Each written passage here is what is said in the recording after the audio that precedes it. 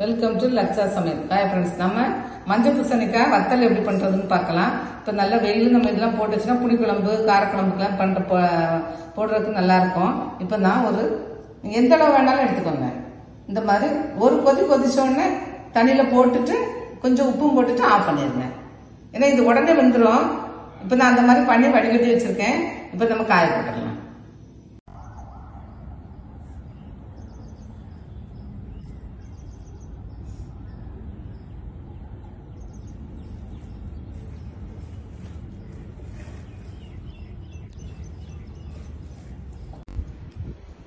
இப்போ நம்ம மஞ்சள் பூசணிக்காய் வத்தல் ரெடி ஆயிடுச்சு.